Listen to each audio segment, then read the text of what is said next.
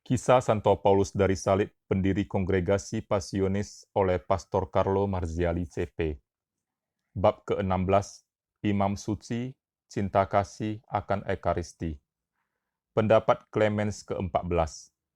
Baiklah kita terangkan lebih lanjut iman Paulus, sebab keutamaan ini menjadi batu sendi segala kesuciannya yang menarik hati, bukan hanya para religius veterala, tetapi semua orang yang mengenal dia, rakyat jelata, para imam, uskup, kardinal, bahkan paus. 3 tahun sebelum Paulus meninggal dunia, Paus Clemens ke-14 berkata kepada sekelompok pasionis yang datang untuk audiensi, "Saya kenal Paulus. Ia adalah seorang penuh iman dengan penuh iman yang hidup. Pendapat itu dapat dibenarkan dengan apa yang telah dikatakan dan akan dikatakan tentang Paulus sebagai imam Yesus Kristus yang cinta akan Ekaristi Kudus.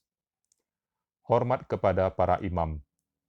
Sewaktu Kardinal Corradini mendesak Paulus dan adiknya untuk menerima imamat, Paulus penuh kebimbangan sebab ia sangat menghargai jabatan itu dan merasa tidak pantas untuk menerimanya. Setiap kali ia mengadakan misi di suatu tempat, sesudah khotbah kepada umat, ia mengumpulkan para pastor di sakristi dan mengadakan ceramah yang bernyala-nyala, penuh semangat kerasulan. Ia mengakhiri pertemuan itu dengan mencium kaki para hadirin, dan jika mereka tidak mengizinkan, ia mencium tanah bekas injakan mereka. Kalau menjumpai mereka di jalan, ia lebih dahulu memberi hormat. Kalau mereka minta berkat, ia menjawab, "Andalah yang memberkati saya." Paulus menyebut para imam tunas terhormat gereja Katolik. Bila bercakap-cakap tentang tugas mereka yang mulia, ia berkata, "Oh, seandainya para imam mengetahui pertanggungan jawab yang akan diminta dari mereka tentang kedudukan tinggi yang mereka capai itu. Tidak dapat dijelaskan secukupnya kesucian yang akan dituntut untuk jabatan itu. Lidah imam membuka dan menutup surga, dan lidah itu juga dengan beberapa kata menurunkan dari surga ke bumi Tuhan kita Yesus Kristus. Bila mendengar orang yang mengomeli para imam, ia menegur dengan tegas." Pada suatu hari, Leopoldo Gelli berani mengatakan kepada Paulus, "Saya yakin bahwa sebagian besar dari hukuman Allah dan malapetaka yang menimpa kita disebabkan oleh cara hidup imam yang sembrono." Paulus membentak, "Bukan hakmu mencampuri lidah para hamba Allah."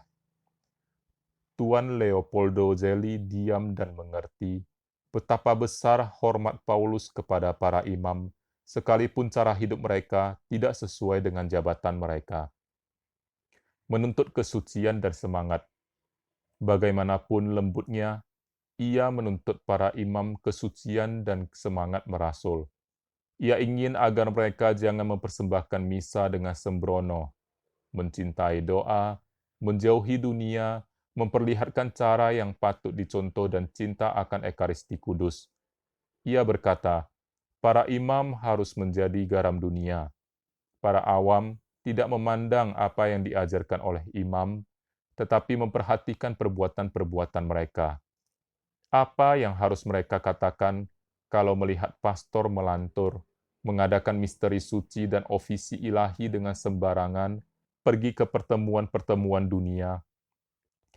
Pernah imam-imam berpakaian preman datang untuk meminta nasihat kepadanya. Karena pakaian yang halus-halus dan kepala berminyak wangi, timbul keraguan-raguan dalam diri Paulus. Maka bertanyalah ia dengan serius, "Apakah Anda sungguh-sungguh imam? Masakan seorang imam meminyaki kepalanya begitu hebat? Ini tidak sesuai dengan peraturan suci." Yang terkena menundukkan kepala dengan malu, tetapi cara yang halus itu seringkali berhasil baik. Dua imam kena hukuman Allah. Bila ia mendengar tentang imam yang tidak patut dicontoh, ia selalu menegurnya dengan terus terang dan dikejutkan juga dengan ancaman akan hukuman Allah. Ada juga yang tidak mau mendengar, tetapi hukuman itu tidak terlambat datang. Di suatu daerah, ia berkhotbah kepada para imam dengan nada kenabian berkata, Imam pertama yang akan menjadi batu sandungan kelak akan mati mendadak. Hanya satu orang yang menganggap remeh ancaman itu, maka tidak lama kemudian ia meninggal sebelum sempat menerima sakramen pertobatan. Mayatnya tampak mengerikan, dikuburkan 2 jam sesudah meninggalnya. Peristiwa yang sama terjadi di Latera. Di sakristi gereja, Paulus berkhotbah kepada para imam dengan semangat dan iman besar, sehingga ia masuk ekstase. Ia terangkat dari tanah dan melayang di udara seolah-olah terbang. Salah satu di antara para pendengar ada yang hidupnya tidak pantas. Paulus berkata kepadanya, "Jika Anda tidak berubah, Anda akan mati mendadak." Pastor itu masih muda dan penuh tenaga, tidak menghiraukan peringatan itu, maka hukuman Allah mengenai dia, dan senyum ironis di bibirnya hilang dalam kabung. Ia mati kena pitam. Bagaimana Paulus mempersembahkan misa? Biasanya imam senang mendengar dia sebab mereka melihat padanya gambaran seorang hamba Allah, imam yang pantas, pewarta Injil yang suci, pengikut Kristus tersalib, yang memperhatikannya sewaktu membaca misa, mendaraskan ofisi atau menyembah Ekaristi Kudus, mendapat kesan yang tak terlupakan. Ia mengadakan persiapan untuk misa dengan meditasi sekurang-kurangnya setengah jam, pernah disertai dengan mencambuk diri sampai berdarah. Mendekati altar dengan kerendahan hati yang amat besar, ia pernah berkata, "Di bawah pakaian yang suci bersulamkan emas ini, tersembunyi seekor ular. Inilah saat putra manusia diserahkan ke tangan para pendosa." Selama misa, wajahnya menjadi lebih bercahaya, semakin mendekati saat konsekrasi, kelihatan seperti nyala api. Sesudah konsekrasi, sering bercucuran air mata, sehingga korporal dan kasula menjadi basah. Kadang-kadang terpusat begitu hebat, sehingga harus memaksakan diri untuk meneruskan upacara. Sebelum menyambut, ia mengucapkan kata-kata, "Tuhan, aku tidak pantas," dengan nada iman dan kerendahan hati. Masuk ekstase selama misa. Di Corneto di kapel Suster Benediktin, Dominikus Konstantini melayani misa. Ia memperhatikan wajah Paulus seperti bara api. Karena hal itu sering terjadi, ia menganggap biasa. Tetapi sesampai pada konsekrasi, ia melihat suatu gumpalan asap dupa menyelubungi badannya. Sementara Dominikus memperhatikan dari mana datangnya asap itu, ia melihat bahwa Paulus semakin terangkat, dan pada saat komuni, ia tinggal di depan altar setengah meter di atas lantai. Dominikus memandang kejadian itu dan merasa berada di surga. Dengan hosti di tangan, wajah basah air mata, terselubung gumpalan asap dupa, melayang di depan altar, Paulus kelihatan seperti seorang serafim. Pater Bernardus membaca misa pertama terburu-buru. Menyaksikan Paulus mempersembahkan misa sangat mengagumkan. Banyak orang datang ke altar bila ia mengadakan misa untuk mendapatkan kesan rohani dan melihat bagaimana seorang suci mempersembahkan misa. Misanya tidak panjang-panjang, itulah pedomannya. Misa jangan lebih panjang dari setengah jam. Namun ia menegur yang mengadakan misa dengan terlalu cepat. Sewaktu Pastor Bernardus mempersembahkan misa pertama, ia hadir, ia memperhatikan suatu kecepatan yang berlebihan, dan bagaimanapun hari itu suatu hari bersejarah bagi Pastor Bernardus. Sehabis misa di sakristi, ia menegurnya dengan keras. Pastor Bernardus terlalu terburu-buru. Misa pertama harus dipersembahkan lebih tenang dan lebih bersemangat. Hari ini waktu makan, pater akan duduk di tempat yang terakhir dan menerima lauk pauk kurang dari yang lain. Dan Pastor Bernardus pada hari meriah misanya pertama, duduk di tempat yang terakhir dan menerima bagian lauk kurang dari yang lain. Sesudah misa paling sedikit ia mengadakan doa syukur selama setengah jam. Tentang pastor-pastor yang terlalu menyingkatkan waktu, ia berkata dengan kesal, "Ya Allah, apakah itu? Tidak mengadakan sekurang-kurangnya setengah jam persiapan dan setengah jam doa syukur untuk misa." Pastor-pastor semacam itu tidak sampai hati meninggalkan percakapan tak berguna dengan manusia, tetapi merasa berat tinggal setengah jam dengan Allah mereka untuk berterima kasih dan berdoa. Tidak jarang bagi dia setengah jam menjadi 1 atau 2 jam sebab Allah menyentuh hatinya. Pada suatu hari di Gunung Argentaro, sesudah misa, Paulus menyendiri di tengah hutan dan bersembunyi di pondok. Ia menyangka tidak ada yang melihat, maka dengan leluasa ia mencetuskan isi hati kepada Yesus, keluhnya, "Aduhai, aduhai." Adiknya, Pastor Antonius, mendengarnya dan segera memberitahukan kepada Pastor Yohanes Baptista yang menenangkan dengan berkata, "Jangan takut, tidak apa-apa." Memang ia luluh karena cinta akan Kristus. Pada suatu pagi, Pastor Antonius, sekretarisnya, masuk kamar Paulus tanpa mengetuk pintu terlebih dahulu untuk membawa sepucuk surat. Paulus sedang mengadakan doa syukur sesudah misa. Wajahnya bernyala. Pastor Antonius diam mengagumi peristiwa itu. Nah, Paulus malu karena rahasia cinta kasihnya ketahuan, dan sebagai imbalan menegur adiknya karena masuk tanpa minta izin terlebih dahulu. Bagaimana mendaras ibadat? Selain perayaan Ekaristi, ibadat harian adalah doa terbagus bagi seorang imam.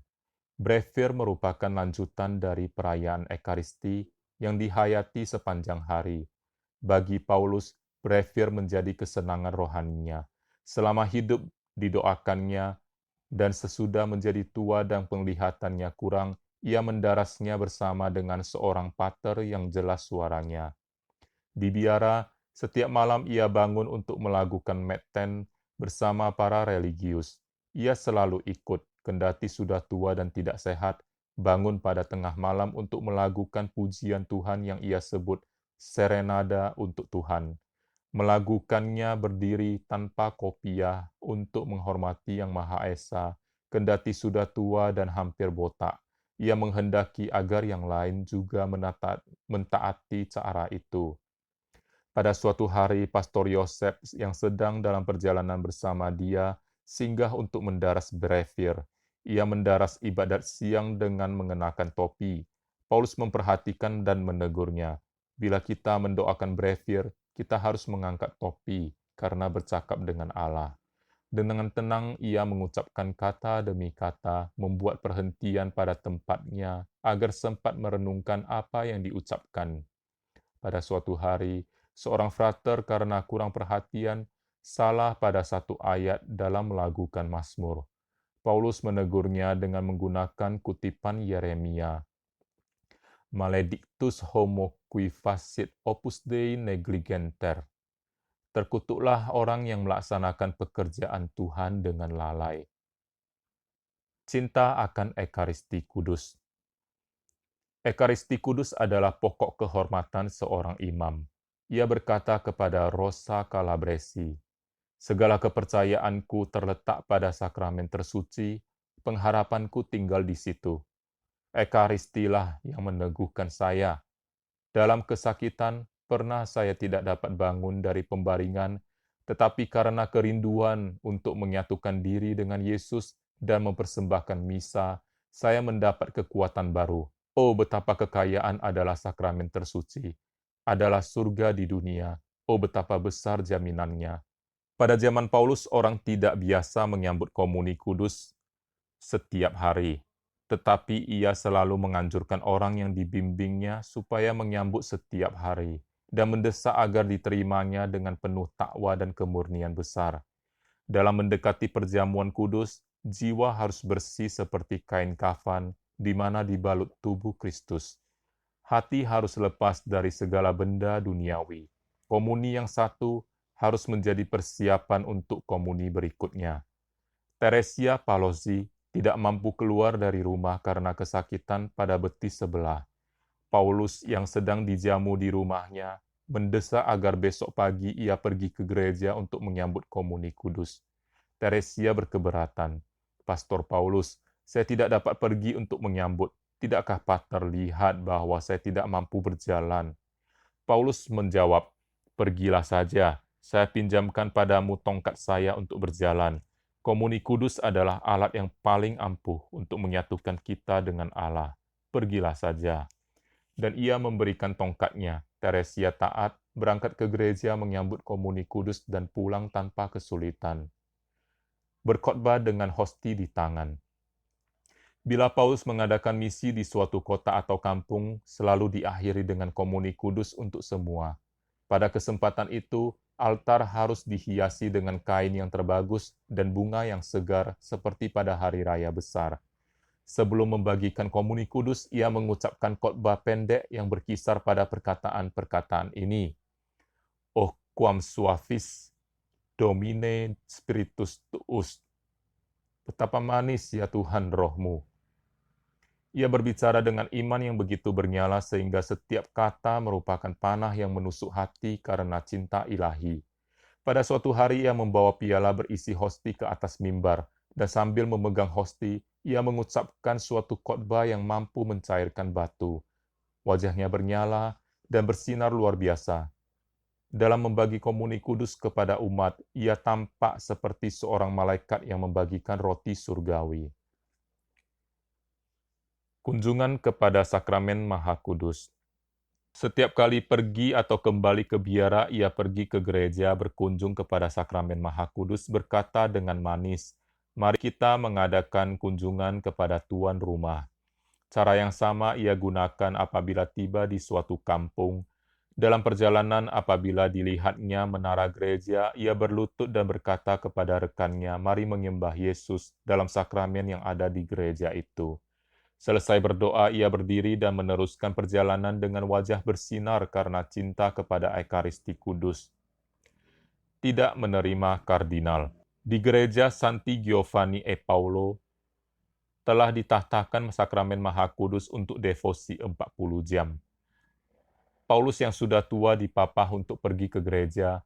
Ia memberi pesan kepada bruder penjaga pintu agar jangan dipanggil walaupun ada orang mencarinya. Sesudah beberapa jam, ia melangsungkan kontemplasinya. Seorang kardinal bersama seorang pembantu paus datang untuk berbicara dengannya.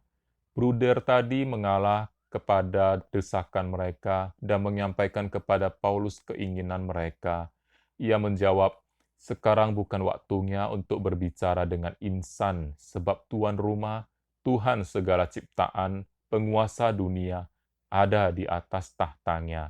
Dan ia meneruskan doanya kepada Yesus dalam sakramen. Di hadapan tabernakel waktu berlalu penuh bahagia. Di biara Vetrala, ia tidak mau berpindah kamar sebab dari kamar itu ia dapat mengunjungi gereja hanya dengan membuka pintu. Sering ia membuka pintu itu dan dari sana menyembah sakramen Maha Suci hingga berjam-jam lamanya. Pada akhir hidupnya dengan tubuh yang lunglai, ia tidak mampu menaiki tangga yang menuju ke gereja. Namun dengan susah payah ia berusaha untuk sampai ke pintu agar bisa berada sedekat mungkin dengan tabernakel. Bruder perawat sering menemukan Paulus yang sudah tua di sana. Pada permulaan belum diketahui sebabnya, baru kemudian mengertilah dia bahwa berada di depan pintu itu berarti di tempat yang terdekat dengan Yesus dalam sakramen dan waktu cepat penuh kebahagiaan. Melawan ketidakhormatan. Apabila ia melihat ada yang kurang hormat terhadap sakramen Maha Kudus, semangatnya berapi-api, dan kalau dapat ia langsung menegur tanpa pandang bulu. Pada suatu hari ia melihat 2 orang bangsawan bercakap-cakap di gereja. Ia mendekati mereka dan berkata, "Tuan, Tuan, ingatlah bahwa ini bukan lapangan tetapi gereja, dan kalian berada di hadapan Yesus dalam sakramen." Di Vetrala, orang memberitahukan bahwa seorang pastor sesudah membawa sakramen Maha Kudus kepada orang sakit dalam piala suci, berlalu cepat-cepat dan sembrono seolah-olah memegang sebatang kayu.